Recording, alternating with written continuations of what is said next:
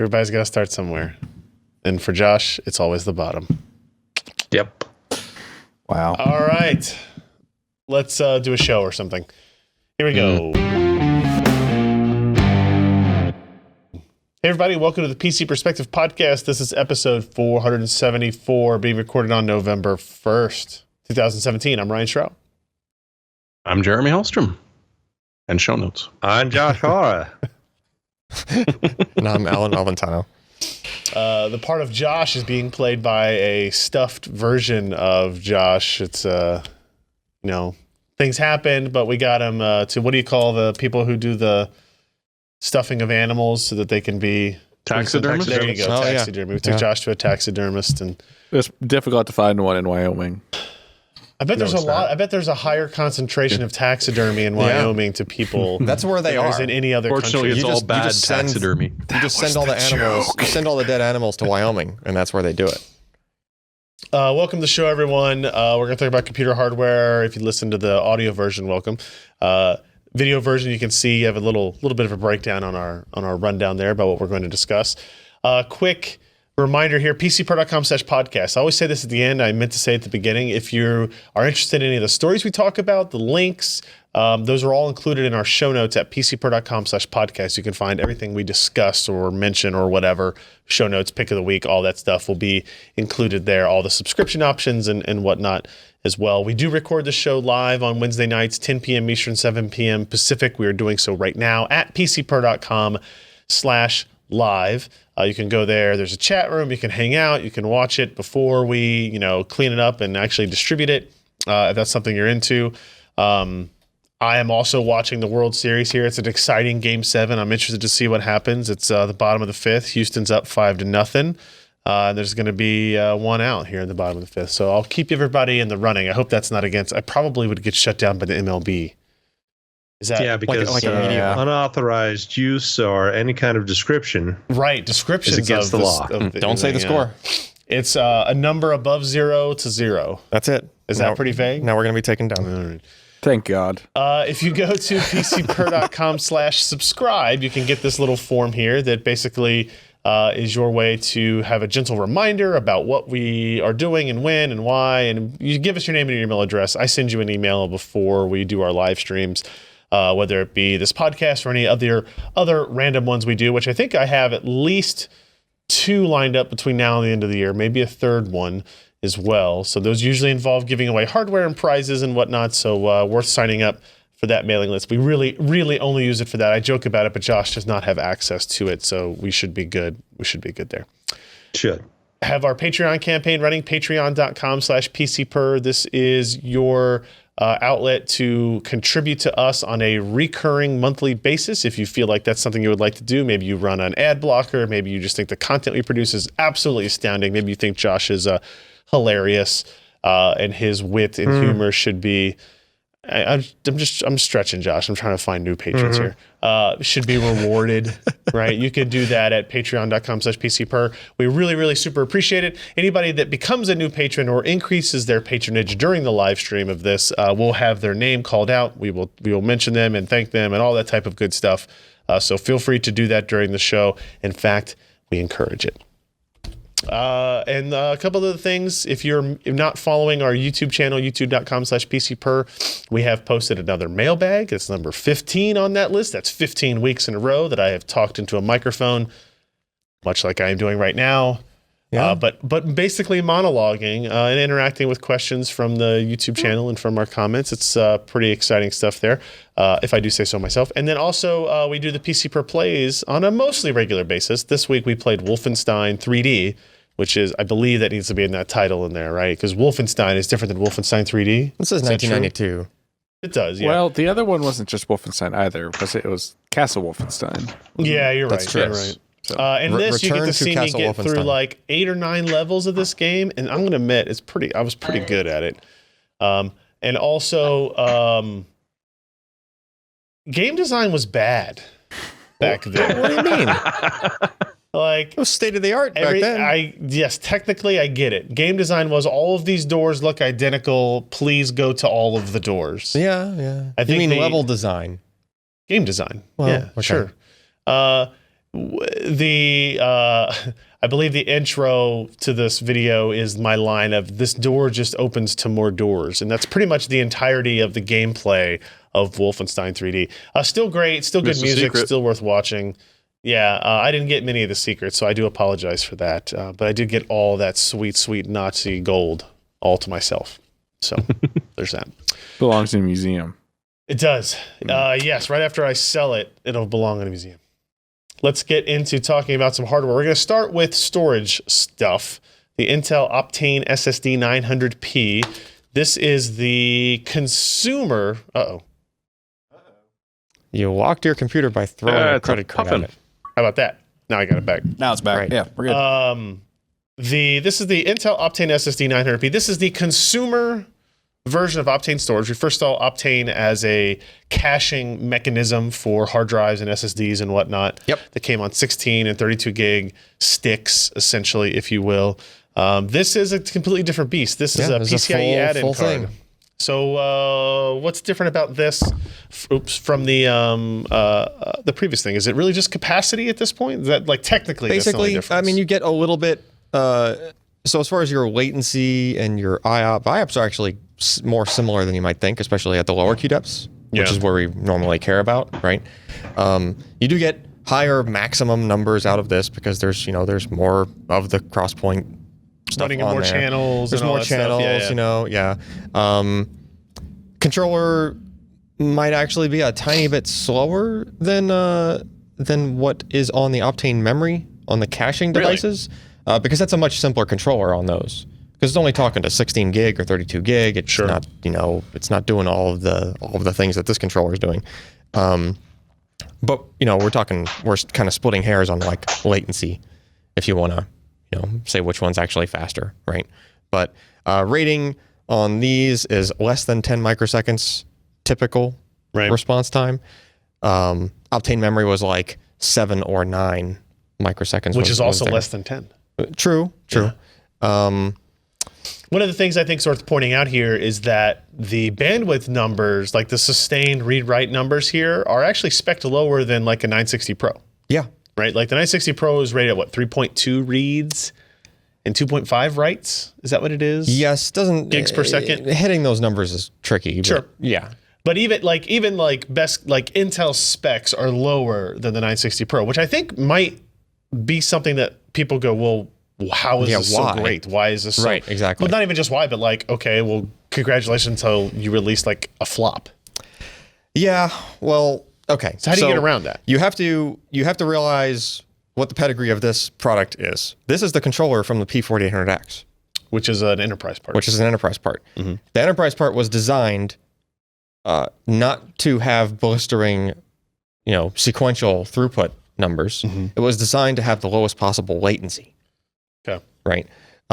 Realize we're coming from, flash memory devices that had latencies that were on the order of like 100 microseconds. This thing does it in a tenth of that. Right.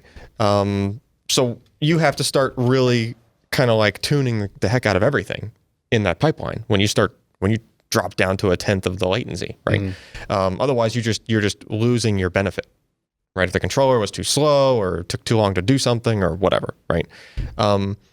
So Intel basically tuned that controller, the one for the P4800X, to be, low latency at all costs. And that even meant sacrificing the things like the higher Q depth, maximum sequential, and maximum IOPS and that stuff. Right. They were just like, look, we want the most responsive SSD possible for enterprise. And then this is simply a version of that SSD with, granted, they're putting, the memory, the media is arranged slightly differently. There's, trying to remember, it's a 7-channel controller, not an 18-channel controller like from the NAND parts, right? Even though the layout looks the same, it's still like the same size PCB. The chip layout even looks similar between the Crosspoint and NAND. Sure. But yeah, I mean, the point is just responsiveness, low latency at all costs. And your high Q depth numbers actually matter less when the device has such a fast response time. Because it's at the lower unlikely Q to depths. get to the higher Q depths. It's already, you give it 4 things at a time. it's answered them like more likely than not, it has answered each one of them before the next one has come in even. Right. So in other words, you're never even exceeding queue depth 1 for a majority of the time with something that's this fast. Sure. Right. So, before you get to performance results, yeah, I do need to point out you get a sweet ass Star Citizenship if you buy this. You do. I think this. So this is an interesting partnership between the two because like Star Citizen is one of those technological. It's one of those games where like maybe technology would be an improvement for it. And Intel kind of talked a little bit about how lower latency storage could improve that. Yeah. Regardless of that, I just think it's interesting that the pack-in for the this stock photos that we got. One of them included a Star Citizen ship. Boom. Look at that. Which actually looks pretty cool as far as space game ships go. Like I said before, I'm disappointed that there's not like a 900p logo. Yeah, they really should have put some kind of like, or even put like cross XPoint. You can get or something. it, but that's an extra $100. Oh, got it. Yeah. It's a hat. So what that chip actually means though is you're basically getting the game for free. It's the equivalent of getting a game for free. Okay. Because you are. Well, I think you could argue if Star Citizen's actually a game or not. But you can run around and look at your ship. They're not. I don't know if this is going to change, but I mean, currently they're not charging a monthly subscription like many MMOs are. If you buy a ship, now you're in the game. Right. Yes, because it gives the option to do other things. Yeah, like maybe lose that shit. You don't have to keep. Well, there's insurance. There's insurance. there's insurance. They said on the call that this ship is supposed to come with like lifetime insurance. Yeah, it's got a lifetime policy on it. Which is just mind-boggling to talk about. So you get the game for honestly. free, and you get a ship that if is stolen or destroyed, you blow it up or whatever. It's still tied to your thing. Like you still get the ship back. Because it's unique to the. Now, how can I commit Star Citizen insurance fraud? Yeah, exactly. I give it to Allyn and I ask for another ship back. Basically, yeah. All right. Anyway. So I've been scrolling through the pictures of the card. It looks like a PCIe SSD. Basically, there's nothing like special about this, especially if you've seen teardowns of prior, Intel SSDs. It really is. What performance page do I want to look at? You want to go to. First go to the focus of either one, like got it. Pick that one. Scroll down a little bit. Okay, so this is where we just show like the sequential read, sequential write speeds. Now, usually we only do burst because we've transitioned to only doing like our burst testing, which acts more like intermittent use as opposed to saturated, right? And we do that because you have a SLC caching NAND SSD. You want to see what the cache would do. You don't want to know like after you've written to it for 20 seconds straight at a speed that you couldn't get anything else from anywhere else in your system. Right. Like that's what it takes to saturate those things usually. So usually we only do burst. Well, I put both in there. It doesn't look like both. It looks, they're the same. You can see a little bit of a variance like right here. But so kind of reinforcing the point, and even like the next chart is the next chart is the random performance. For 4K random, same difference. So this controller really doesn't care what kind of a workload is, how sustained it is. It's really just like, I don't even think it really cares about a queue like a NAND SSD does. It just does the things as fast as they come in. If they have to wait in a little bit of a line, like I don't think it spends the time or the resources to even reorder the queue. Right. Like a NAND SSD can actually do what a hard drive can do also, which is to reshuffle the queue around. This doesn't behave in a way where it's even cares about any of that because it would take processing, which would take time, which would delay the other stuff it needs to do, right? It's just get everything done as fast as possible. So what else I want to look at here? Next, you can go to the just sequential and random comparison. So that's where we're showing, these two capacities versus just some other NAND stuff, right? So sequential writes, even though you have potentially higher specs from other devices, that's not what happens here for writes, at least. Super fast, right? King of the hill as far as your sequential write speeds. Right. Then scroll down.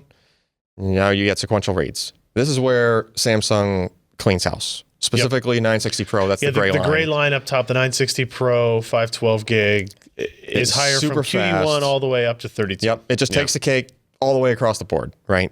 And that's not necessarily because the 900p was slower. It's just because Samsung is faster on sequential rates. Isn't that the same thing? In other words, the 900p's read and write speeds are equal, basically. They're very close. Whereas, to each other. Whereas the 960 Pros is more asymmetric. Like the writes are much slower than the reads. Okay. See what I mean? Yeah, no. What you first said doesn't make any sense, but that's fine. That's fine. The second part you said. So you can see like this orange line, which overlaps with the light blue line, is the 900p. And so you can see even the 960 Evo eventually goes past it once you get to QD8 or something like that, right? But that actually hurts it, like because what a system will actually do when you do a sequential transfer is it kind of gives it batches of QD8s. So it's like 8 IOs go, and then it dwindles down to 1, and as soon as it runs out, the OS gives it another 8, right? Well, that means it's running in that dish. I gotcha. It keeps bouncing around back and forth within that dish part of the curve there. So it actually falls short of a 900p. Mm-hmm. Anyway, let's go to the next page. This is like the more important one. This is our client QDepth weighted. This is one that is more representative of what a consumer cares about. Yeah, this is you're just trying to use your computer to do stuff, to do either random stuff or sequential kind of workloads. What are you going to, this translates to what you're going to feel. Right. Right. And notice that the writes for the NAND parts, the writes are only a little bit better on this, but that's because you're actually writing to a buffer when you write at a low Q depth to a NAND SSD. Mm-hmm. Because there's multiple dies. There's DRAM on there, right? And effectively, it's more like SRAM. It's like it's a input buffer on each die, right? So whenever you write a 4K to some address, it'll go to one of the dies on the SSD, but it's acknowledged to the system as soon as it makes it to the die. Right. Well, it still hasn't committed to flash yet, right? So that takes much longer. That's why you get NAND parts that when you look at writes, which are the red bars on that chart. That's orange. When you look at those, it's glowy though. They're pretty close to the best that this 900p can do, right? Yeah. However, when you look at reads, now you're actually waiting on flash to do something before you get the data. And it's hard to fake a read. Yeah, you can't really fake that. You have to provide the result, right? Which means the whole chain has to be satisfied front to back. And then back again, basically. So Allyn, is there a real big asterisk to the non-Optane parts here for the write performance because they're not committed to stable storage once they're acknowledged? I mean, I can't really call it cheating, right? The only thing you can disclaim is that you're a little bit more at risk if you had power. This is why you had power loss protection on different SSDs, right? Mm-hmm. In-flight data being protected, and you used to have capacitors, and now the in-flight data or the data protection or the power loss protection thing for SSDs nowadays will guarantee that the metadata won't be corrupted. Right. In other words, you won't brick your drive by losing power in the middle of a write. We'll make sure that doesn't happen. But what they can't really guarantee is that if the data is not in the flash and you yank power, and it's just a little M.2 SSD with no capacitance, chances are that data did not make it. Whatever that write was. So the block device is consistent, but not necessarily all those writes are going to be committed. Yeah. So you do have a write hole. Yeah, there is a write hole. Yeah. But that doesn't apply for the Optane. As far as I understand, that acknowledgement doesn't have, it literally creates a path straight through the controller to the Optane, to the crosspoint die, right? And when that write is acknowledged, it's already written. Okay. Because where else is it even going to put it? Right. It's such a low latency thing. It's not like it's buffering. It's not like there's caches. The caching, there's not even DRAM on the 900p. Usually an SSD has DRAM. On the reads on this, you're talking about the difference of 25,000 IOPS versus 100,000 IOPS. That's a significant 4x delta. That's a significant difference. The question people are going to ask is, will I feel a 4x difference in performance because of that? You have to be doing something that's purely random. Okay. So this test is 4K random. Okay. So if we go down to sequential, it's okay. The story changes. I got it. Okay. You go down to sequential, the story changes, and you actually saw a tease of this a little bit earlier because this is just like looking at reasonable. The writes are actually faster here than the 960 Pro. The writes were faster. Yeah. Even when we looked at it before. Yeah. Yeah. But the reads, as you would expect, faster for the 960 Pro on reads. Yeah. But the Evo, notice how it's basically a tie. Sure. Because it was kind of bouncing. It was kind of trading blows with it between QDepth 1 and 8. Which is where the client QD stuff is that's what it's waited for, yeah. Now, one more chart down is where this really shows we don't usually show this chart, but because it's kind of like, a mishmash of a bunch of SSDs all fighting each other. Yep. But there's obviously a difference between the orange. So there's two up top. What am I looking at? This is basically the bottom scale, if you will, is difference between reads and writes. Yeah. And what we notice on most SSDs is that as you are writing to an SSD, the read performance of it suffers. Well, the read performance, not so much that. If it was like, this is different. This is showing different data. What you're looking at here is for 50, say you were writing 50-50. Yep. So 50% reads, 50% writes, right? The read performance causes a bigger hit to the latency and to the performance compared to the writes. So it's able to send writes relatively quickly, but if you want to also read at the same time, the fall off is very sharp. You only toss in a little bit of reads, and it throws off all the NAND parts. Okay. Notice how quickly they fall off. Yep. Right. This part right here. Yeah. Whereas the Optane parts just climb because they have slightly better read performance than they do write performance, and there's no dish to it. There's no, it doesn't dip in the middle. It just basically is an almost horizontal line, right, or an almost straight line going from the performance at the maximum writes to the performance at maximum reads. And where you're going to operate in just normal use of a system is going to be more towards the right. Yeah, towards that 80-90% and beyond. Yeah, like a reasonable, like the number you usually see tossed around for a typical client style like workload is 70 or 80% read, which is 3/4 of the way over on that. And that's where the two Optane drives are there's just a huge gap there, right, in performance. It's pretty crazy. And then the mixed burst, which is more like a sequential read and a sort of a random write mixed. It's not at a very high QDepth. It's like QDepth 2 or something. It is 2. It's supposed to be, this is modeled after you have a BitTorrent download or something going on in the background, right? At the same time, you're either launching applications that are kind of larger in size, like more of a sequential style read, or game level loads are actually also very similar to this, loading a couple of 100 megabytes at a time.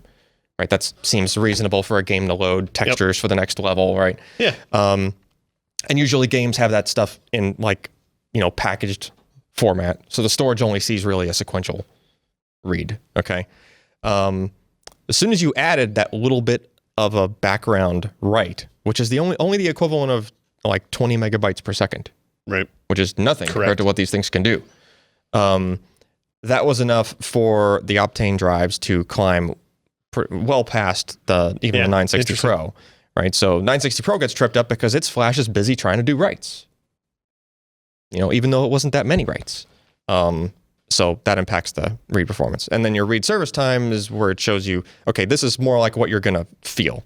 If you have some load on your system and you're doing these kinds of things, you got to scroll down a little more. Oh. Yeah. Notice I put a SSD 750 in this chart. Which is Intel's previous. Which is their expensive enterprise-based NAND SSD that they made for client, right? To get through this test, it takes it's 20 seconds worth of reading. Instead of 3.4. Instead of 3.4. Yeah. That's a big difference. So leaving some of this behind, we don't need to go into trim speeds or the ray tracing and that type of stuff. But if we look at this, it's cost-wise, it's high, right? So this is it's the 480 gig. It's available at 480 and 280, which is a little bit odd. But the 480 is $600, right? So it's $1.25 a gig. It's significantly more expensive than a 960 Pro is. It is. However, it's like what does that work out to? Like 2x? Yeah. Roughly. Yeah, about. Right? Yeah. You're talking about something that has a fraction of the latency, though. In other words, for what it is, if your workload, if the things you're doing with your system, if you're really hard on your storage, it's probably worth more than 2x the money to you. If your storage was your bottleneck, even with a 960 Pro, right? This offers a substantial increase in performance. And we've seen it in some other outlets, a significant like workstation advantage to these types of things too. Yes. That do see more specific storage-based throttle or bottlenecks, I guess I would say, for it. Yeah. And the other part, which actually is right there, that chart. Yeah. There was, I think it was like the Factorio developer a couple months back had a blog where they were complaining that like, hey, our drive, we're actually hitting the endurance limits of our drive because we're doing these compiles, right? Well, look at those endurance figures. So this is something that developer would probably look at if it was only 2x the cost of the NAND thing. True. But if they're worried about burning out, wearing out their drive, well, you're probably not going to wear that out anytime soon because that's like 20 times higher number than the... Interesting. Than the 960 Pro. When will I see a higher capacity than this?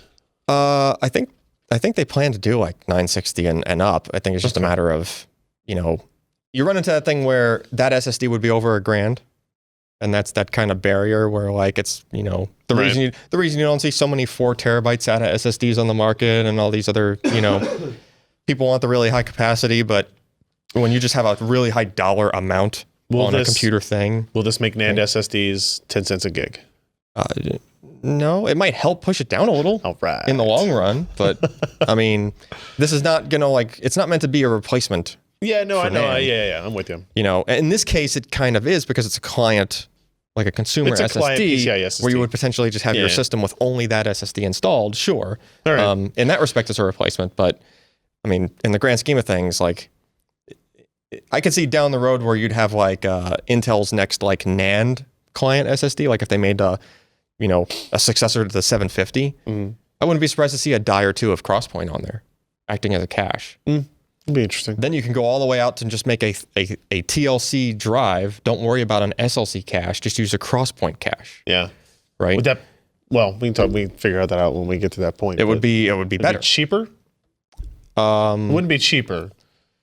It'd probably be about the same cost, but the performance would be amazing, especially if it was aggressively caching random stuff in the Crosspoint, right?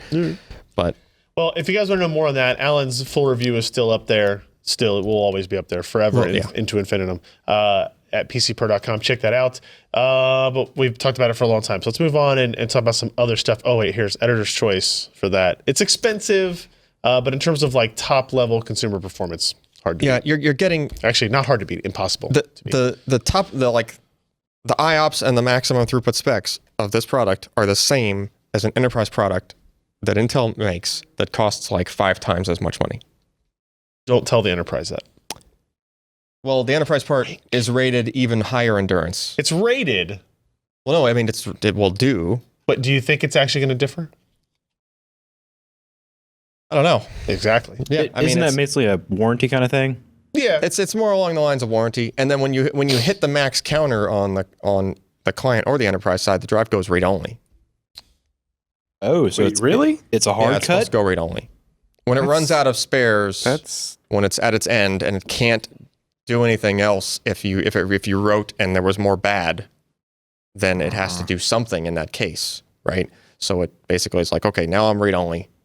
Somebody said it goes read-only, and then after you reboot, it's bricked. It's not. It's just an OS can't enumerate a read-only device properly. So you have to put it in another system to do it. No, you just have to have your system, you have to read it with something, not Windows. You have to read it with something that can, mount a thing that's read-only that it expects to be read and writable. What I'm saying, if you had a bootable OS on it, you could not boot off of it anymore. Yeah, that wouldn't work. You would have to put it into another system. Yeah, it's a secondary drive, and then you just recover your data off of it. Right. But all right. That's enough 900p. We've touched on that enough. Let's look at some other things. We'll run through these a lot bit quicker. Jim posted a part 1 of our ultimate cord cutting guide. And in this case, we're talking about television and cable cords, not anything else that you might be wondering about. And this is part 1 of a multi-part where we kind of dive into this one. Jim dives into the options and positives and negatives, pros and cons of each. Do you care about 4K, HDR, surround sound, all that type of stuff? And then we'll go into implementing it and then kind of a longer term usage report on it. We dive through devices. We talk about the HTPC, which I'll mention at the end. We talk about NVIDIA Shield, Apple TV, Amazon Fire TV, Roku is in here. It's interesting as we look at all these different devices, they have a lot of different characteristics. The Shield it feels like it's been around forever now, right? But it still has probably the best specs of all these out there in terms of content support and like capabilities, right? So you get the 4K HDR, you get other things that you won't get on any other device. You know, if you do game streaming, you can use, GeForce Now, or you can do, what do they call it when it's just in-home streaming? It's is it just Game Stream, NVIDIA Game Stream? Yeah. Like if you have a PC on your network that has a GeForce graphics card, you can stream to your TV that way. That works really well. They've implemented Google Assistant on the Shield TV, so you can use the remote or the controller. You could say, okay, Google on that, and my phone's going to wake up and it's going to happen. It totally did. I was mentally trying to think of what else do I say. Do I just say, you say the key term and it will just wake let up? it go. Say, okay, just let it go. Google. Okay, Google. Oh, it worked. Everyone's Google Home's going on. Alexa. There we go. Sorry, guys. Sorry. Oh no, it did. It worked. Apple TV is actually a much better device now than it was. Now that it has 4K support, and their media collection is obviously very robust. Amazon's is actually pretty good too, and Roku. All these are actually pretty good options. We settled on the Shield mostly because it kind of has the best of all of those types of things. And then Jim dives down into the problems that you have as a cord cutter. How do you get your live TV? How do you get your on-demand stuff? We run through live TV subscription services like PlayStation Vue and DirecTV Now, Sling TV, YouTube TV, which is now rolled out. From the time we started this project, I think YouTube TV was just launching and it only supported 15. It only had... YouTube TV only launches in the areas where it has all of the locals, right? Yeah, they launched in like 3 markets. So, launched in 3, and then went up to 15. Now they're up to like 50. Yeah. Cincinnati area that we live in is actually one of them now. So like the World Series I'm watching on my laptop is through YouTube TV on Fox because I don't have like an MLB thing because I'm not a crazy person. So it's actually a more interesting option now. The PlayStation Vue is like this really weird thing that it's somehow the best live TV service made by Sony with a PlayStation brand on it. It has the best like DVR capability. It's cost effective. You can use it on up to 5 devices at the same time. It's again, and it happens to be one where in this market it has all of the major locals: Fox, NBC, ABC, CBS. And it has, so since we kind of decided that we were going to use Shield TV for this project, we're on Android TV. There's no DirecTV Now app for Android TV. And what's the other one that there's no, what's the other one, Jim? The other one that doesn't have a Hulu TV. And YouTube TV was on that list, but now YouTube TV is coming to the Shield that they've announced. So that's what it is. We talk about OTA support, right? The Shield has support for HD Home Run, which allows you to have like its little network box that attaches to your antenna that then gets you OTA if you want. But if you get one of these live TV streaming services that has all of your locals, you don't have to worry about it as much, right? And Shield has support for Google TV? Apple TV or YouTube TV. Or sorry, yeah, it does. Well, I don't know if it does today, but it's coming in the next couple of weeks. They've announced that it's coming. Yeah. It's coming to it, and it already does. I mean, Shield does a lot of stuff. It already does Plex. It already does right, and exactly. We talk about on-demand content. Plex is kind of our go-to for that. We use that in the office a lot. If you have a lot of content already, or you're getting your content through other means, Plex is kind of this great way to categorize and access all that type of stuff. And if you do decide you don't want a TV service like PlayStation Vue or whatever, you don't want to pay for that, you're okay with just the OTA, then the Plex updates recently allow you to support playing back live TV in that and doing DVR and scheduling and all that stuff through it. And then once you DVR to your Plex server, it's now accessible to everybody who shares your Plex server. It's like a normal piece of content that would have been downloaded and shared into your Plex server. The Shield TV has the ability to both act as a Plex server and as a Plex client. right? So if you don't want to have an external box in your machine and you're not worried about transcoding for lots of different people or whatever, you can hook up a NAS if you have a network attached storage and you just want the shield to you point to it and save content there and access content there. You can do that. You can do a USB drive attached to it, which is actually pretty cool. I wonder how much it can handle, like doing that. In terms of transcode? They have stats on that on their support pages. It's a surprising amount because it's all hardware GPU accelerated on this, whereas that's kind of a beta feature for the desktop clients. So it's actually a surprising amount. Yeah. So Jim does a good job of kind of summarizing all that, what we decided to go with. The truth is, this is a project that I have been wanting to do myself for a long time, never found time to do it, pushed it upon Jim, said, please save me on this. Because I have this 4K HDR LG TV that's been sitting over here over forever. And I had told myself I wasn't going to install it at my house until I had this cord cut configuration with HDR support and all this type of stuff, right?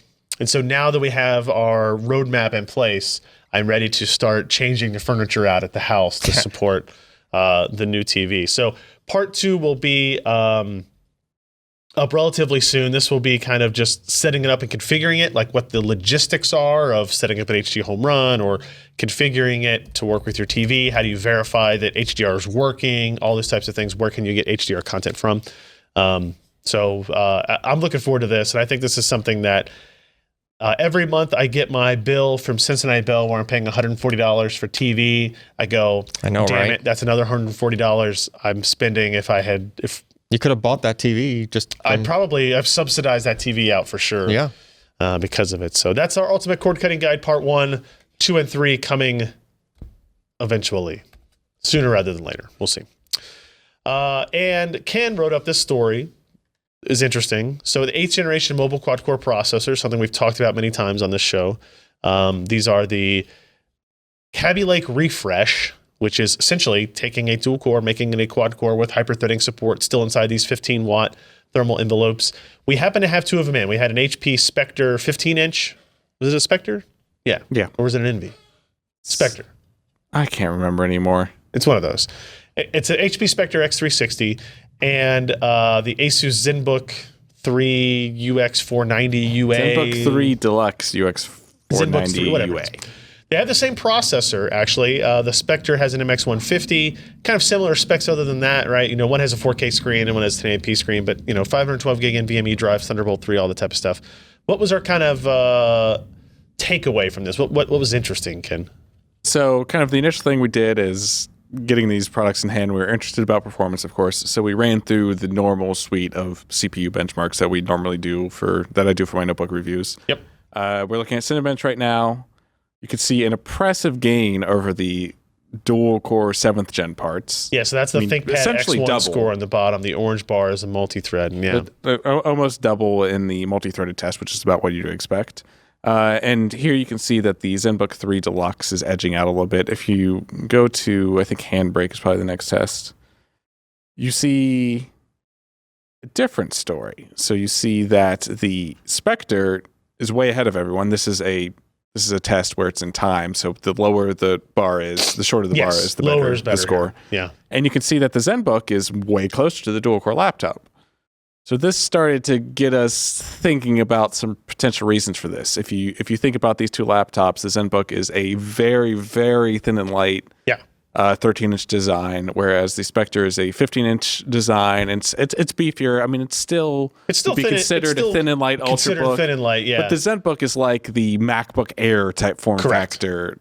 So so it was interesting because we saw that, and you're basically looking at the difference between a short burst multi-threaded test and a long form multi-threaded test. Mm-hmm. And as you went in there and found this, you kind of dove into the X264 benchmark, and we did multiple runs. And what are we looking at here? This shows the degradation in performance on the ZenBook 3 versus the HP Spectre X360, right? Yeah. So if you look at it, the ZenBook 3 wins in the initial run, which so X264 is broken into 2 passes. There's pass 1 and pass 2. Pass 1 is the less intensive. So the test starts, pass 1, the ZenBook 3 wins. And then if you scroll down, you look at the pass 2 results, it's losing, and it just continues to lose throughout iterations. Yeah. So we started tracking temperatures and clock speeds. Yeah, this is pretty interesting, right? Because if you think about it, these are the same processors in both of these systems. And the result in Pass 1 is that the ZenBook 3 is faster, but not by a huge margin, but by a small margin. And we wouldn't really think anything of that, except that the iterations 2, 3, and 4 are much, much lower. So when we look at this in terms of clock speed, and it's kind of hard to see, maybe if I can click on this, we'll see if it gets any better to see. Yeah, if you look at the beginning of this test, this is frequency. They all kind of hit this 4 gigahertz mark at instantaneously. Instantaneously, for looks like 10 seconds maybe or something like that. And then they jump down because we've hit a thermal limit, we've hit a voltage limit, the CPU is starting to heat up.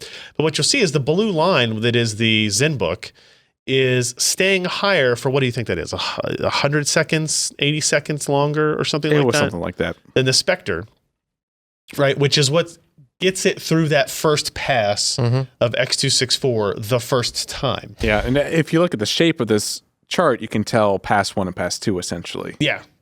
Yep. So this is the 4 passes. Every time it has a hump test is when it switches. Yeah. And so what you'll see here now is that as we get into a longer test, the orange line, it has some variance to it, right? It's not a perfectly smooth result, but it's way more consistent than the ZenBook. And consistently higher than the ZenBook. And consistently higher, right? Like, so you see these spikes down a lot into the under 2 gigahertz range on the ZenBook. So you're looking at a tortoise in the hare. Not really. Yeah, I mean, kind of, right? So the longer the test, the better the HP Spectre is going to look. Yep. In this particular case, yes.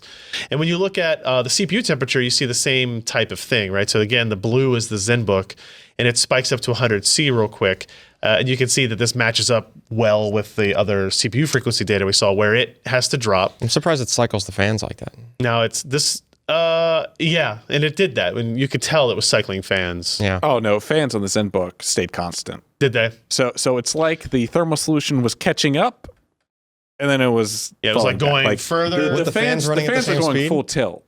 Huh. And I mean, if you think about gaps, and like it takes a couple seconds before it goes into Pass 2 and before it goes into the It's next. just weird that it has that much like hysteresis to it or whatever. Like some mechanism in there was obviously hunting.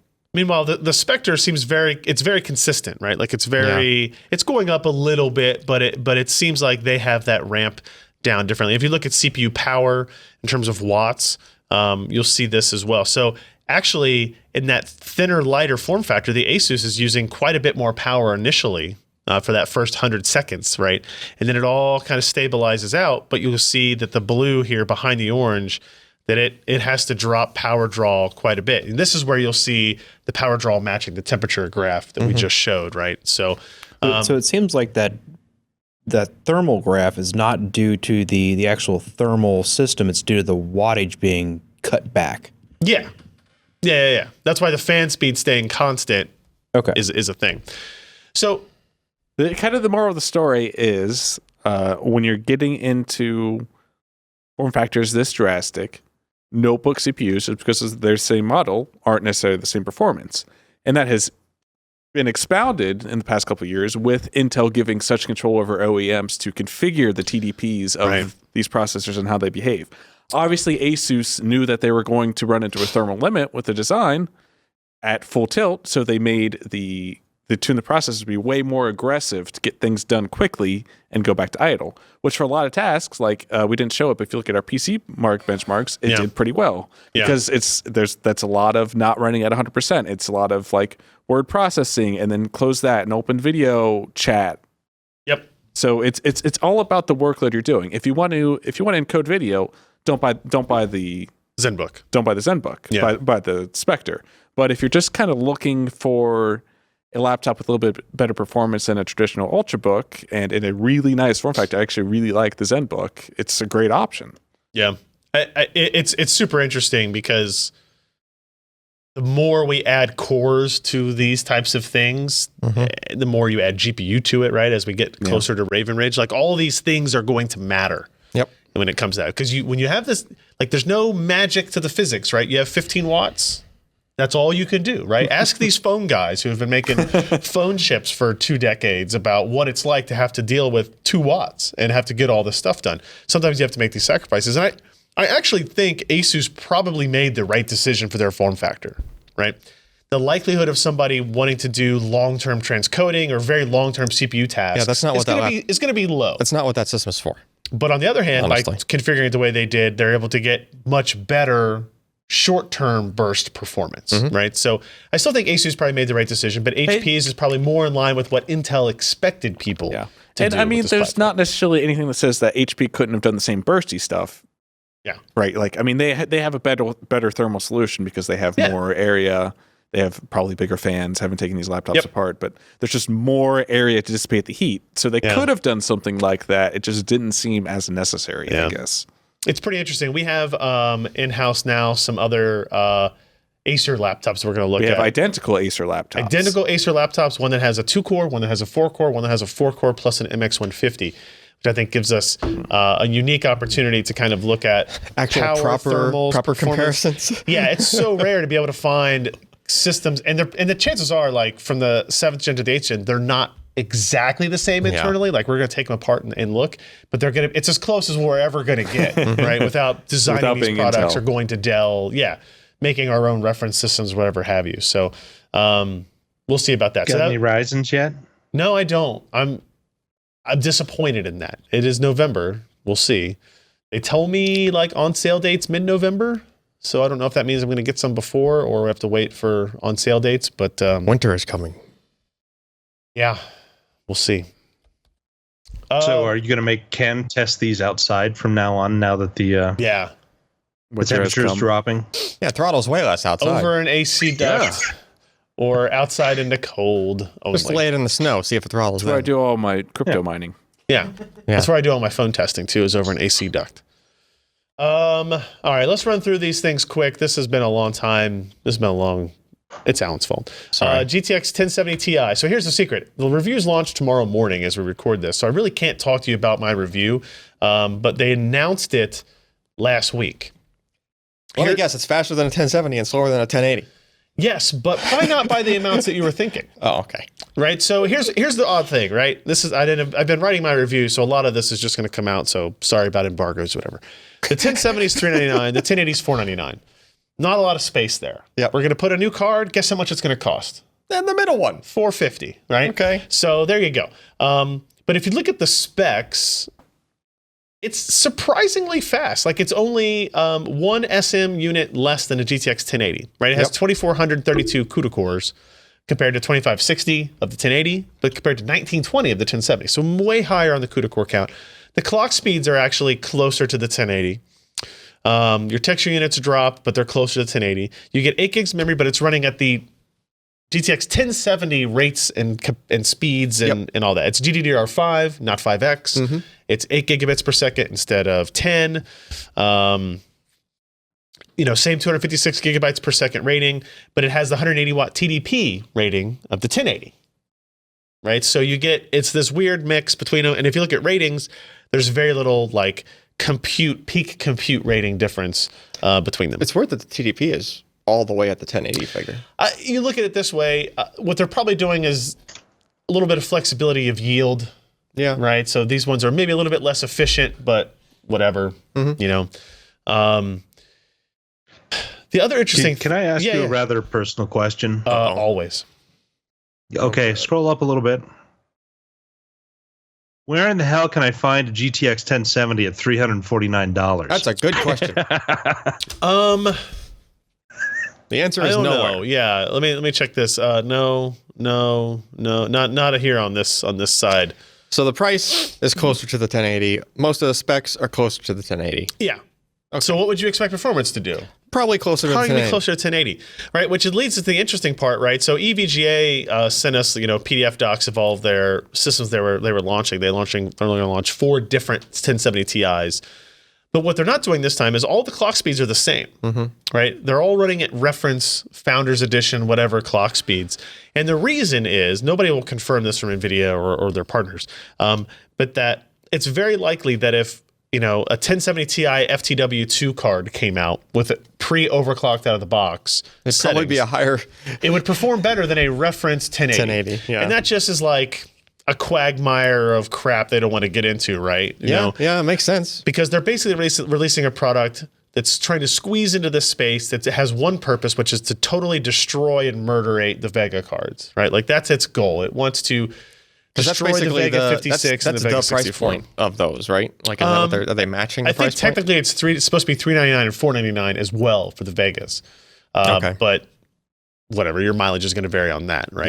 Yeah.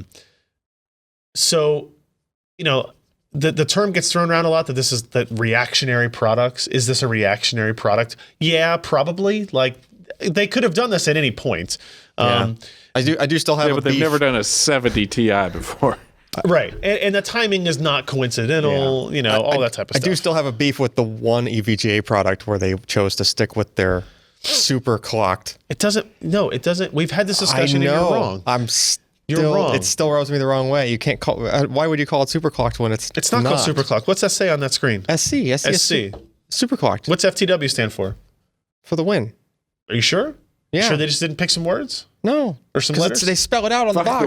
It's literally is called super clocked. Like I always like their SSC, super clocked. Yeah, that's see? I'm just telling you that you're wrong. Like, so if they chose to make an SSC version of this, well, what? Is it clocked higher than the SC, which is clocked higher than the base model? No. In a normal release, that would be the case. But not this one. On this one, NVIDIA decided to not let vendors overclock out of the box. This is such an unimportant launch that EVGA is not going to retool their entire product line. Yeah, exactly. They did find and replace 1070. Well, they just added. They basically did.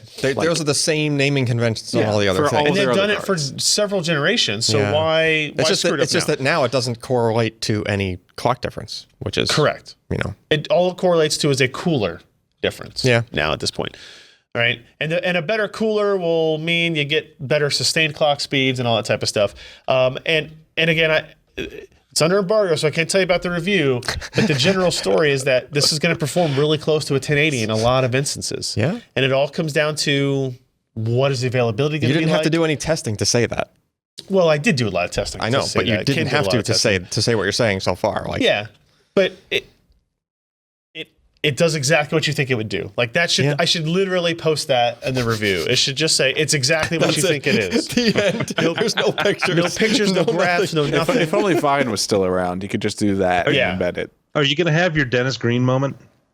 I don't know. Oh, the chat just nailed it. Who they thought we are. The SC and the 1070 Ti's stands for stock clocked. Yeah. And the FTW is I don't know. It's still for the win. It's fine. Yeah. Still better cool. Like think if you're EVGA, you have a hybrid liquid cooled version of this card coming out that's running at the same clocks as the one you're selling. You're going to spend all that extra money on the cooler and everything else. But the truth of the matter is, people who are spending extra for those cards are more than likely doing their own overclocking.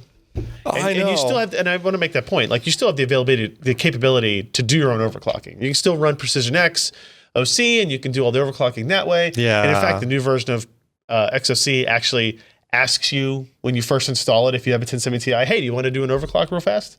And it like automates a thing, right? So they're just getting it out of the way early. They're like, look, we know NVIDIA screwed us up on this. Do you want us to put this card where it should have been when we sold it? That's exactly what it is. Like again, I don't know if this is at that number, but like EVGA tells me, this is basically meant to get people to the FTW clocks that we would have put on there anyway. That's pretty funny, right? So yeah. So there'll be a special version of Afterburner that comes with it that just has a button that says 1080 on it. Yeah. You click it. That's been in motherboard BIOSes for years. I'm surprised somebody hasn't done that. There's like a hardware switch that's like OC, and it does exactly what it would have done normally. But yeah. So if you want to read the review, it'll be up tomorrow. It's a really good card. That's if you can find it priced $50 less than a 1080, it makes a whole lot of sense. Yeah. If you can't, we're in the same damn story we've been at for weeks in terms of GPU availability. I mean, the performance per dollar at the base prices is better for the 1070 Ti.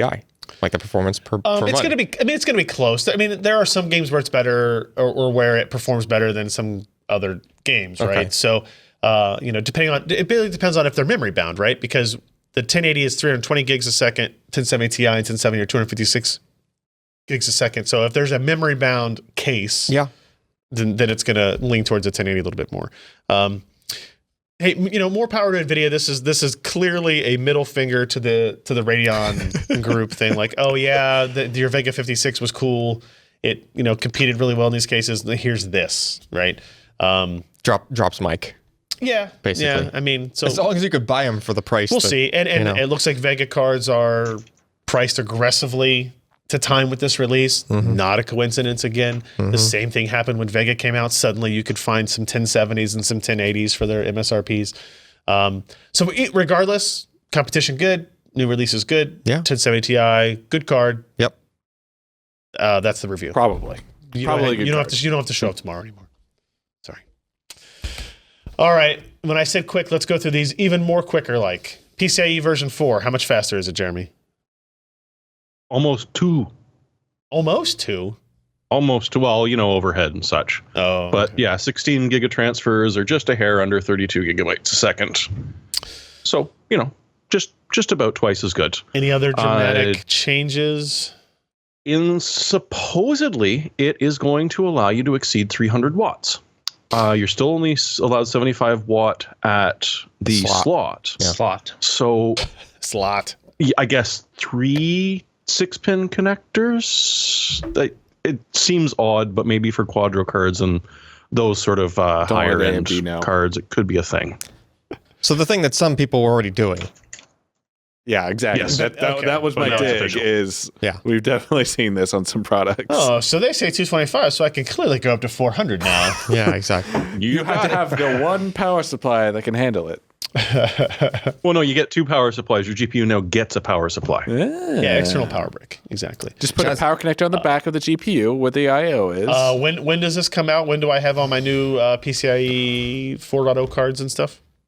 It's a secret. Oh, damn. Chad's asking, are we saturating PCIe v3 yet? Well, yeah. No.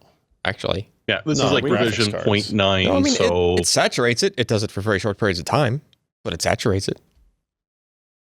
It's kind of cool and you're interesting. Transferring what's that? Textures to the buffers and stuff. Is that, at this ARM thing I went to last week, they had a whole session on ARM CPUs, SoCs, integrated PCI 4.0. Right. And using the new ARM C6, the thing that says CCIX. Yep.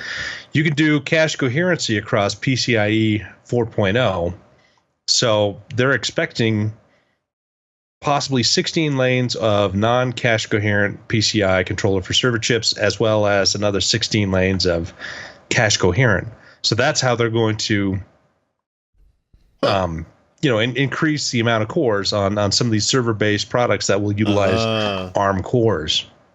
Interesting. So it's they don't they're just kind of using off-the-shelf stuff, attach it with a special control over CCIX, and it just acts as another layer over PCIe 4.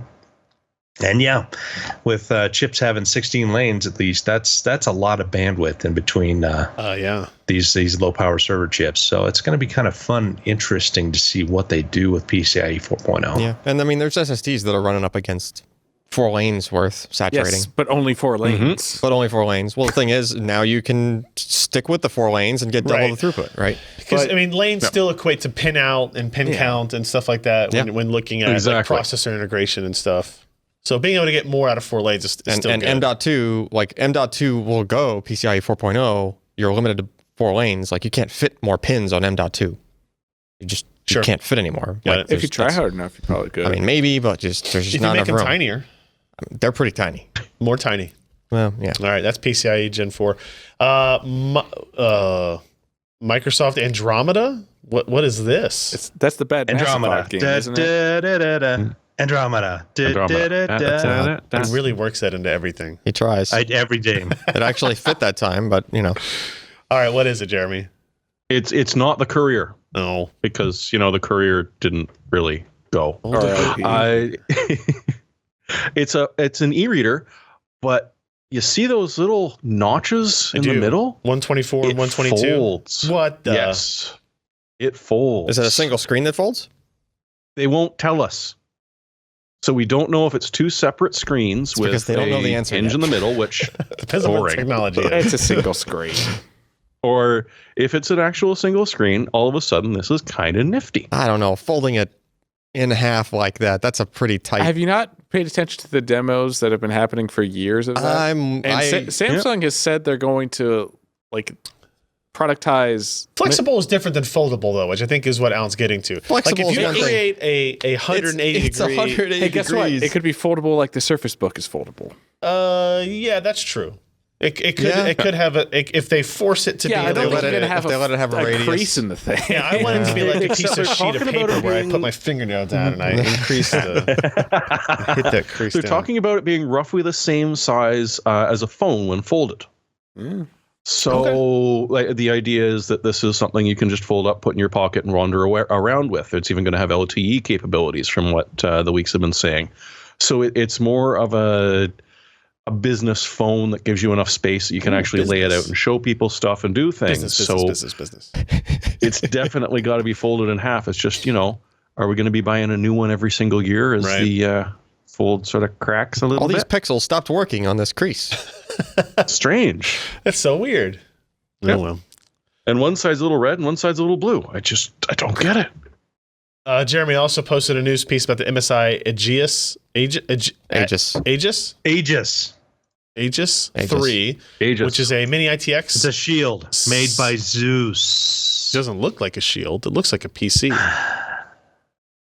Looks like sure does. Isaac from Dead Space if you look at the front of it. So this is a pre-built, right? So this is a pre-built review from the Tech Report. Easy $1,000 machine. Comes with a keyboard and a mouse in there, which is, I guess, is nice. It has a 16 gig Intel Optane cache as part of drive. it. Yep. Cache. 1060 in it. 1060 Core i7 7700 non-K. Yeah. So I mean, the idea is that all you need is a monitor or your TV. You buy the thing, you plug it in, away you go. So it's sort of like that is an antenna. It looks that's what you hang your headsets off of. Wait, which one is it really? I want you guys to get one of these so that Ryan can take a picture of him standing on it. That was a good picture. Oh, it is tiny. So this looks like the winglet on who is the Greek god or Roman god? Hermes? Say again. Hermes? Yeah, that's what it Conrad? reminds me of. Is there one on each side? Yes, there is. So that you can Nice. hang your VR goggles on one side and your headset on Wait, the are other. they really to hang stuff or are they antenna? They are to hang stuff, Oh, okay. unless you don't want to. Sometimes I do. Sometimes I don't. Yeah. It just depends on what. Sadly, they're not RGB. So that's a review over at Tech Report. You guys can check out if you're interested in that. And then this one, I don't know anything about Memristors. So what is the breakthrough that you're Those talking just about look here, like Jeremy? regular resistors. Yeah, I'm pretty No, sure I those have are a just memory. regular Find resistors. a sexy picture of a Memristor that wasn't totally different technology. Fair. Because what these guys have done is go with essentially doping some organics onto metal to create a Memristor. So, long story short, Memristor is a lot like NAND or non-volatile RAM in that it's super fast, but it will hold the data even if you don't have any power to it. Now, there's been a couple of problems. One is it's been slow because you're switching states. So we've covered this before with other sorts of storage technology where essentially you send an electrical signal through it and it either crystallizes the storage medium or it decrystallizes it. Mm-hmm. Same sort of thing here. But these guys are saying that it can switch states in 30 nanoseconds or less, which ain't bad. Certainly better than a lot of the previous ones that we've seen come out. But still, there's some room for improvement. They can hold their able state for 11 and a half days without power and expected lifetime of 10 to the 12th cycles. What is the advantage of this? Why are people researching this as opposed to what we have now, NAND or whatever? Frickin' dirt cheap. Okay. Because you can essentially grow these things as opposed to having to etch it out like you do current silicon. And a lot of the stuff that you use to create these are not the ridiculously rare metals that we're running out of and that have not only poisonous runoffs, but are just sort of difficult to work in manufacturing capabilities. These are ridiculously cheap in comparison and much, much easier. Like you can do it in a much less expensive facility. Right. I'm looking forward to having a Memristor tree. Yeah, it's like it's less effort to change its state, right? For like CrossPoint, you have to literally melt metal. Sure. Tiny bit of metal, but it takes like this is not that not that involved to change its state, and that 10 to the 12th endurance, like I think CrossPoint is somewhere between like 10 to the 8th and 10 to the 9th. Oh, really? Okay. So yes, and that already has really good endurance, right? So like this is even better than that. Okay, that's interesting. Way higher than that. Mm-hmm. So puts it in context. And these will switch on a 1/10 of a volt. Okay. Yeah. So I mean, it's the fact that it can't hold for that long is an issue. You need something refreshing it periodically. Yeah. But it's kind of an intermediate memory that's it's not as fast as RAM, but it's a whole lot faster than SSDs, and so they're looking at it kind of more of a more stable, fast cache that can be huge in size. Well, 30 nanoseconds is you're almost at RAM speeds. And the read, that's for writes. The reads is probably as fast as you can measure a voltage across a thing with current going through it, because it's just a resistor. Yeah. Right. So it's just like it all depends on how fast can you sense what the resistance is. Right. It's interesting. Well, good job, Yale. I guess. For this. Real quick, NVIDIA released some drivers. AMD released some drivers, I think today or yesterday as well. Wolfenstein 2 drivers have come out. This one is for Call of Duty World War II, which comes out tomorrow? No, day after tomorrow. The 3rd, I think, is when that comes out, the new Call of Duty.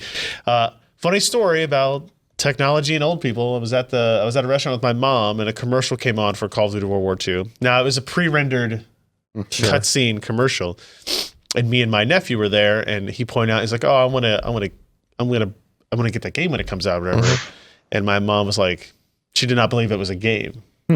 Like, oh, that's a movie, right? Is it based on that movie? I was like, no, Mom, that's actually a video game. And she was like blown away. I mean, again, pre-rendered, so not like in-game footage. But if you look at something like Battlefront, I still think that is close to that level. So what I found funny in because Wolfenstein has like pre-rendered, like some cutscenes are pre-rendered, right? Like honestly, I think the game might look a little bit better than the pre-rendered stuff. Yeah, because they have to compress it down to include it with the game, and some of the cutscenes are kind of long, right? Like obviously just make everything like Half-Life 2. Like the resolution was clearly lower, right? But like before, you'd see games where they put a lot of effort into those pre-rendered things. Oh yeah, like, the Final Fantasies were the best example. It wouldn't surprise me if they made these pre-rendered cutscenes with just probably the same game engine, just they had more control over they can maybe render it a little bit slower. They have to do it in real time, but then they have to compress it but if you're playing it on good hardware, it's basically the game was like. The point is, if you're buying new games, update your damn drivers. Yeah. These guys are doing a good job of getting that stuff implemented. This one was kind of interesting. Scott posted this. NVIDIA Volta V100s are now available for you to access through the AWS cloud systems, I guess. The Tesla, so they had the Tesla P100 in there already, which was yielding 10 teraflops of single precision performance. The V100 has over 14 teraflops, and he goes into some detail about the FP math that is supported on each of these.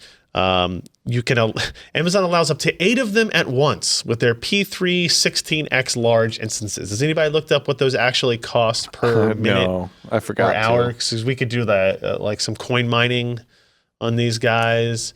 The thought has run through our mind. How much do they charge you to benchmark it? That was what I was saying. Is the thought has come up is, can we like fire up a Windows one and do some benchmarking and stuff on it? Freaking 3D mark. We could run synthetics reliably on it. You'll get a $1,500 bill from Amazon at the end of the month, but that's cool. It's worth it. Oh, that's it. I forgot to turn it off. I mean, it probably wouldn't be that bad, but anytime we've done we'll pay you back in Bitcoin. Anytime we've done like coin mining, a few more months. Anytime we've done coin mining comparisons, it's been like break even negative. That's back in the heyday. Yeah. And it doesn't make financial sense to do that kind of stuff now. Well, but my point is, unless you accidentally get gifted a whole bunch of hours of free server time or something like that, then maybe you use that for that. Yeah. Did you find me an answer yet, Ken? On almost there for the P3 16X large instance. My point is, if you only need it for like a few hours, it probably wouldn't be that bad. Probably $20. Yeah, that'd be my guess. But that may be the only time I ever get to see a Tesla. You're wasting more time installing Windows than running the tests. The P3 with one V100 is $3.42 an hour. Yeah, so there you go. What about, is it scale linearly with 8 of them? No, it doesn't. How much is one of the servers with 8 of them? $27 an hour. Well, 4 times 8 is actually less than linear. Yeah. You're getting a deal. Yeah. What processor is included in that? It's an ARM. I don't know. Yeah, it's a single core. It's just one core. So how much extra would it be to ship them your frame rating rig and have the Amazon technician hook that up? An infinite amount of money. Yeah. I mean, there is in Columbus is where they don't have those there. They don't have the Tesla. That's the availability zone I looked in first. Where's it at? The Virginia East, U.S. East. Okay. Yeah. I mean, that's a drive. I could go out to Virginia. Yeah, it's like 10 hours from Somehow here. I don't think there'd be game-ready drivers. Oh, that's true. Can you just install new drivers on it? No, they don't exist. That's true. If I go to GeForce.com, I probably can't download a Tesla V100 driver, huh? No. I know some people. Let me find out what I can get done here. Josh, you went to ARM TechCon was that last week? It was last week, wasn't it? Last week. It's last week. One of the things that we have learned about is there are other things that will be coming out as we go. One of them is the Mali D71 display processor. In a shortish time frame, what is interesting about this and why do consumers care about what this is offering them? So, obviously something that people really probably don't consider very much is how images are transferred from the GPU to the screen. And for most of us, it's all just kind of pure magic. But there's a lot going on there, and this is technology that people have taken a lot of time to build up. As we're getting closer to 4K screens, and especially in VR solutions, which you're going to have 2 essentially 4K screens, you need to have the bandwidth and the ability to be able to paint those pictures. So you get a frame from the GPU, you got to paint those onto the screen. And you got to do it fast. And you got to do it with low latency. And you got to do all kinds of other kind of fun things to the image to make it look correct when it gets to the screen. And so the previous generation of stuff from ARM, it was fine, but it was like 4K at 30 hertz it could do, and that's just like one screen. Well, now they've doubled the performance, but they've done some really smart things. They've really taken a good look at the workloads of this product. They have dedicated hardware that does a bunch of different things, so you can read there just some of the stuff that's in it. So it has a huge amount of throughput. It's seriously about half the size on the same process node as the previous version. So they've really done a lot of really good design work. They've really done some really interesting things to be able to get the draw throughput up and the latency down. So you can I mean they're guaranteeing 4K 120 hertz performance from this. Now, a mobile GPU is probably not going to be able to provide the frame rates necessary, the actual frames to be able to saturate this. But it's a start, and they're removing a bottleneck, and so it's going to be really interesting all it can do. I mean, it's got the Assertive Display 5, which provides all kinds of HDR support.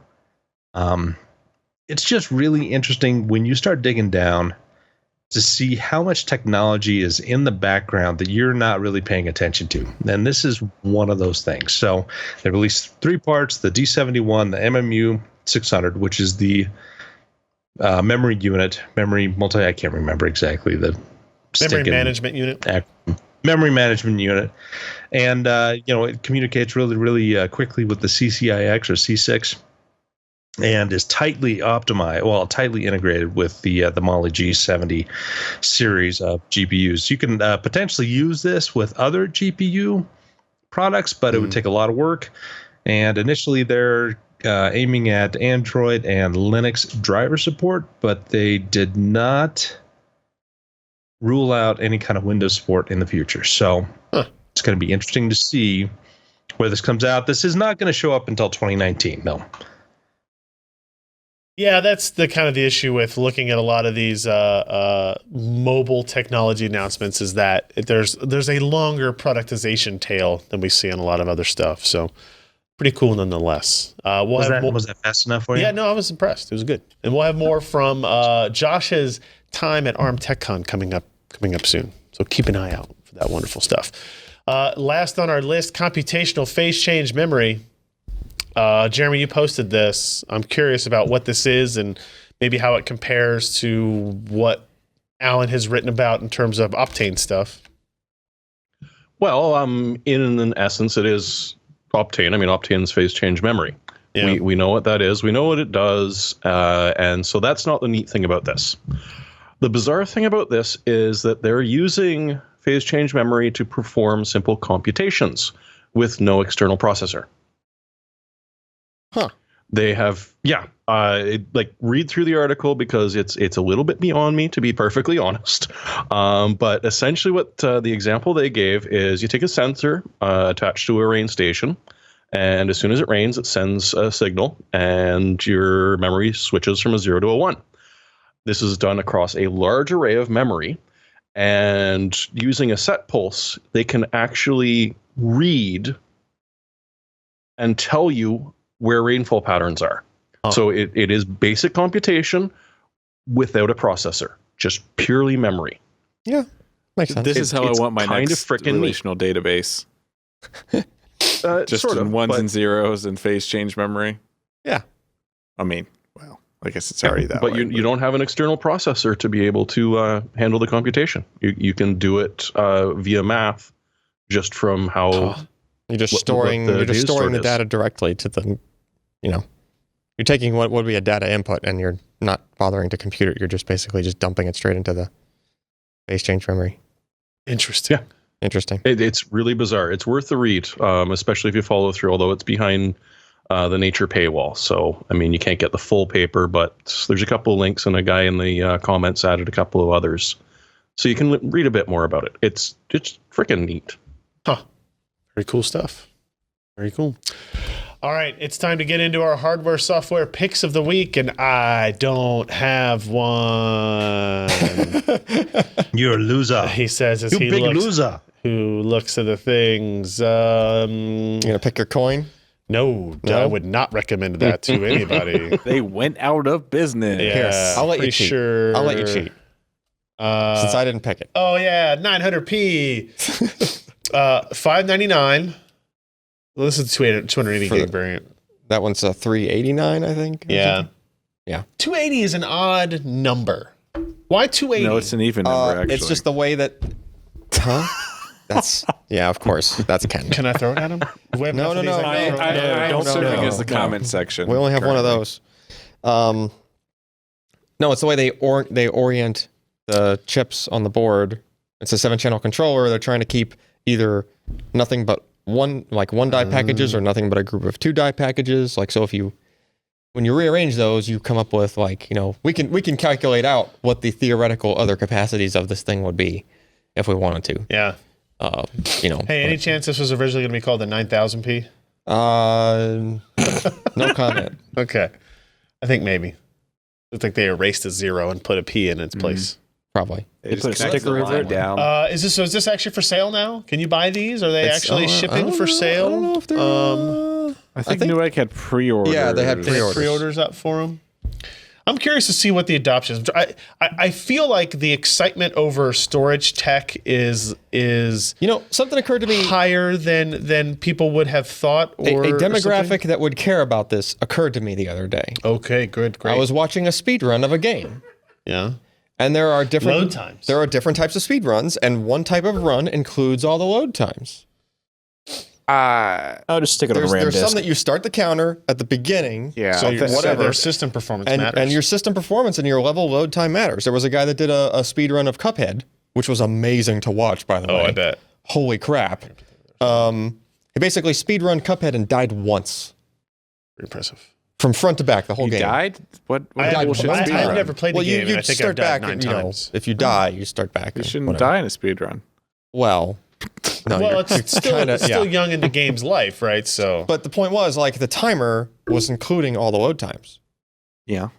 because that's how they're running that game, apparently. it's right? expensive, but I like it. But if you were going to pay 2x the amount on an S, like the load times it was taking a few seconds per thing. Yeah, but you don't know that it'll be any don't faster know with the the outcome. Optane. We don't know that for go sure, faster, but that's true.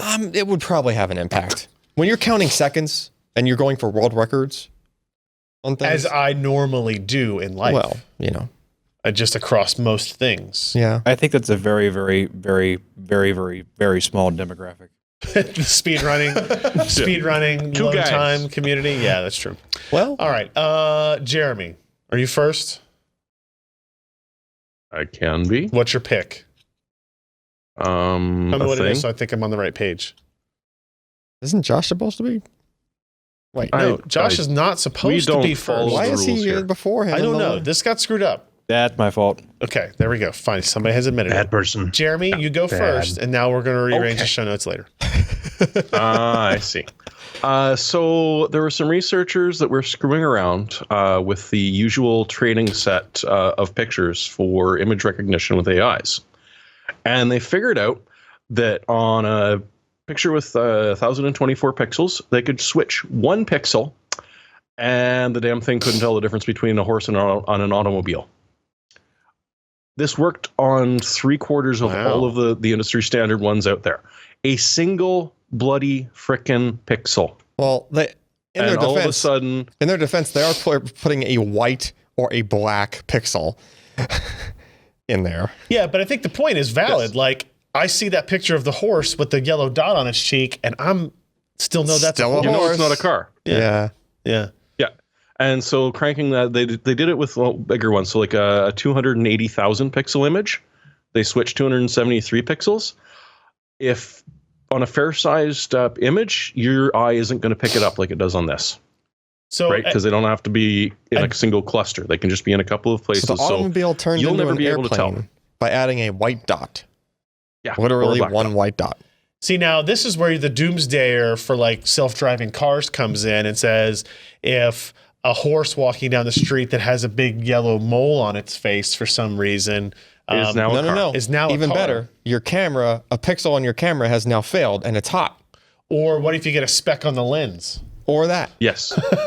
Yeah. Right now, there's all. Oh my God, I'm never gonna have a self-driving car. now. What's really cool about this is that these guys are not just machine learning the fact that the thing can identify different things. Now they're like, oh, let's throw random pixels in there and the machine learn that. Right? So they basically told this thing to do Yes. this.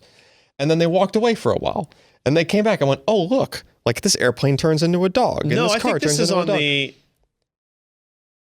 This is Like this is they- during the recognition part, right? I'm with you, but it's still, Yeah, they're training. they're training it. So they're like, oh, well, what happens So now if they're telling what it that, happens hey, if by we the way, did dummy, this? that's a horse. So not only are they machine learning the regular process of trying to identify things, but they're using machine learning to figure out, okay, well, what are the error modes for this? Right. What are the failure modes, and how do we fix that? Because now they're going to have to come up with what's the fix. That frog Right. one is really confusing to me. The frog to truck.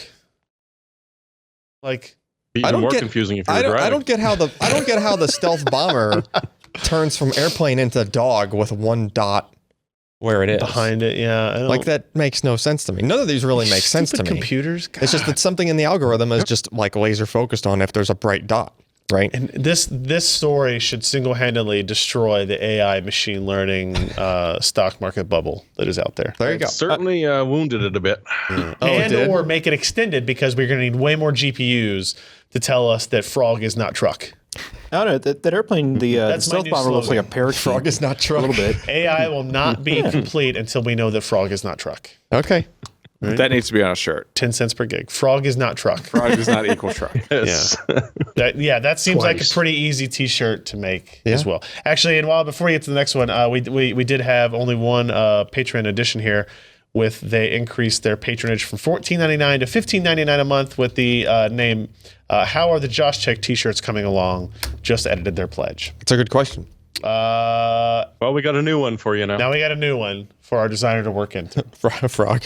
Frog is Not truck. All right, now Josh, I'm ready for you. Me. You know do what? it. Yes. I want Soundcards back. You like Soundcards. And this is a way to start. Makes optical drives and sound cards. Whoa, look at this monster. I'm living back in 1999. I've tested Omega stuff before. Like they make very solid cards. They have good components in there.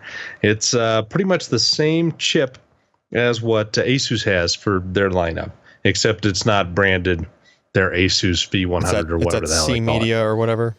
Yeah, it's a C Media 80. I like that it still has something, these something. optical audio connectors on them. Isn't that awesome? How else will I get my CD audio?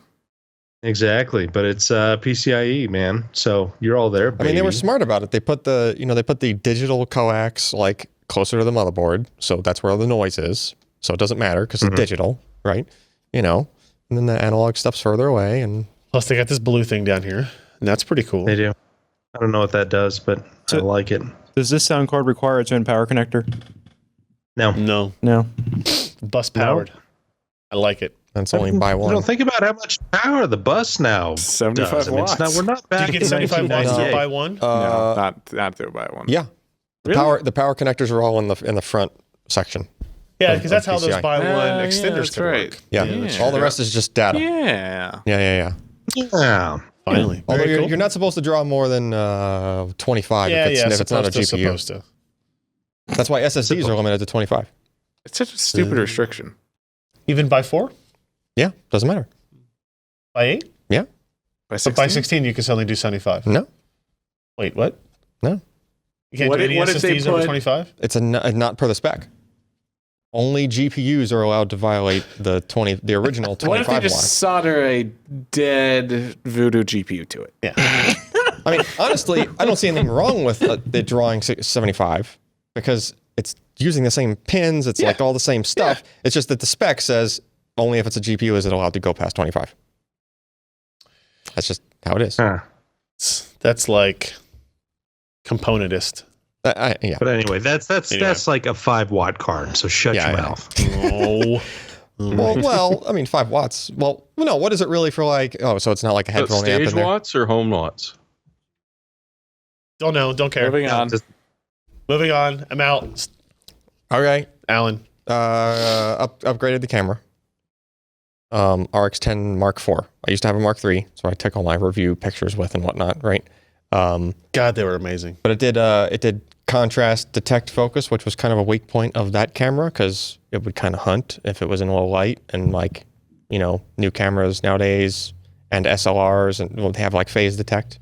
Right? Yeah, even some smartphones do that now. Even some smartphones have that now, so it's kind of like, hey, Sony, put that in your camera already. So they put that in the camera.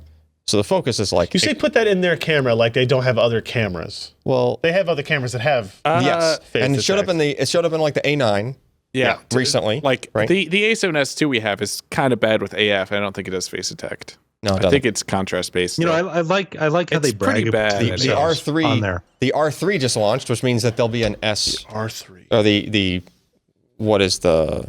What's our camera that we have at the office? The A7S. Yeah. So the A7R Mark III Yeah.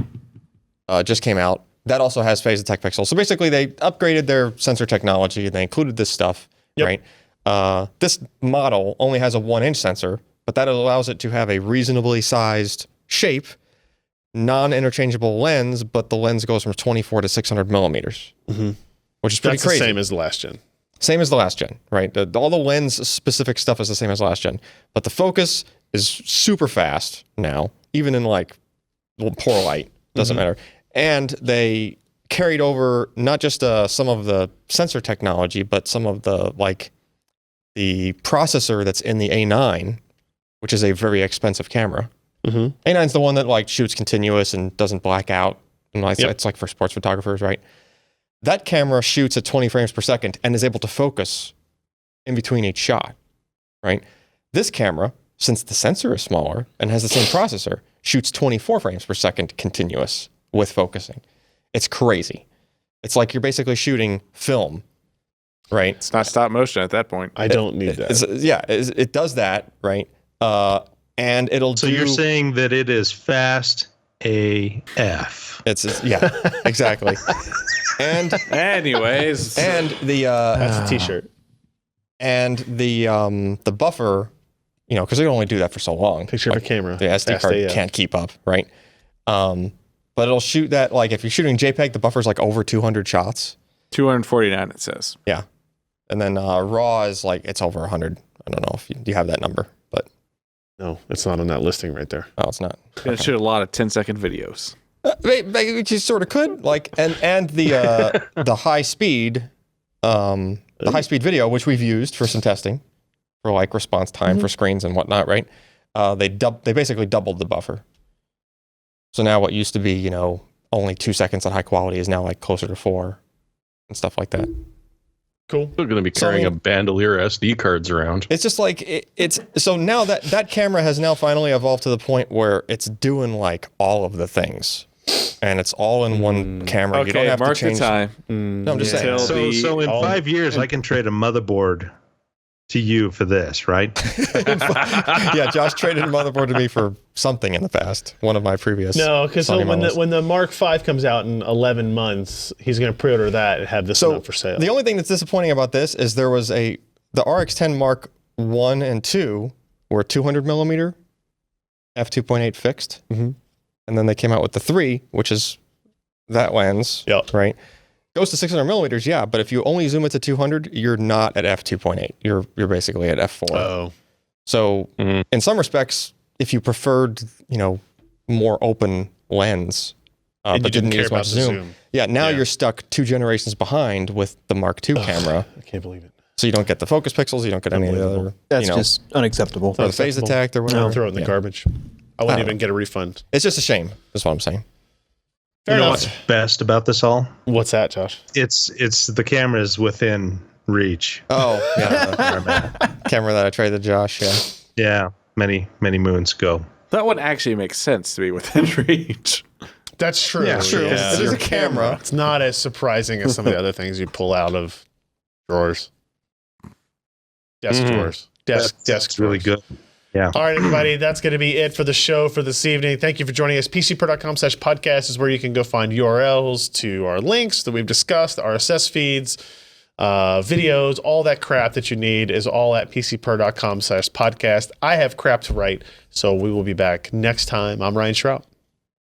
I'm Jeremy Hellstrom. I'm Josh Horace. And I'm Alan Malventano. Good night, everybody.